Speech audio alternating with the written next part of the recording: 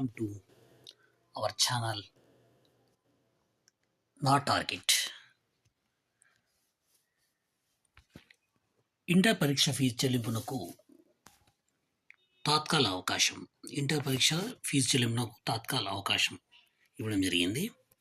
ఇప్పుడు వరకు intermediate public పరీక్ష ఫీజు చెల్లించని విద్యార్థుల కోసం తాత్కాల అవకాశం కల్పిస్తున్నట్లు ఇంటర్ విద్యా మండలి కార్యదర్శి కృతిక శుక్ల ఈ ప్రకటనలో తెలిపారు.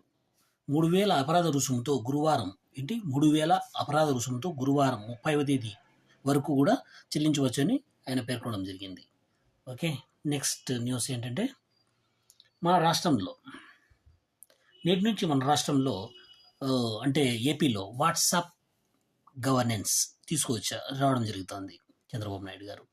ఓకేనా, మన ముఖ్యమంత్రి చంద్రబాబు నాయుడు గారు నేటి నుంచి రాష్ట్రంలో వాట్సాప్ గవర్నెన్స్ తీసుకురావడం జరుగుతుంది. ప్రజలు నేరుగా ఫోన్ ద్వారానే తమ ధృవపత్రాలను అందుకునేలా ప్రభుత్వం గురువారం నుంచి వాట్సాప్ గవర్నెన్స్ను అందుబాటులోకి తెస్తోంది. మొదటి విడతగా పౌరులకు 161 సేవలను వాట్సాప్ ద్వారా అందించనుంది. ఈ నేపథ్యంలో వాట్సాప్ గవర్నెన్స్పై బుధవారం సీఎం చంద్రబాబు సమీక్ష నిర్వహించారు. ఓకేనా, అంటే మనకు ఏదైనా కావాల్సి ఉంటే ఏదైనా కావాల్సి ఉంటే ధృవపత్రాలు ఈ వాట్సాప్ గవర్నెన్స్ ద్వారా మనం డౌన్లోడ్ చేసుకోవచ్చు.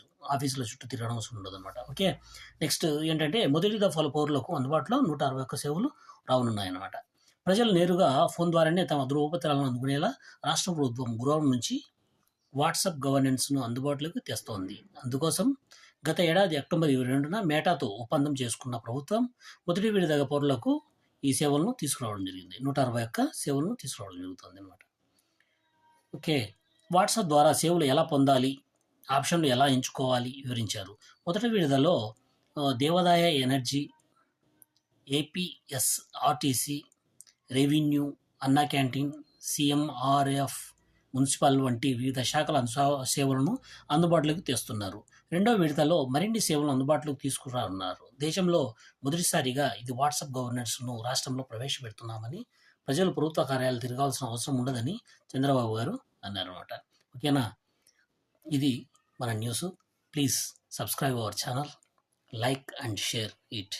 ఓకే, ఛానల్ నేమ్ ఈజ్ నా టార్గెట్. ఓకే, మరిన్ని వీడియోస్ తీయడానికి మాకు ప్రోత్సహించండి.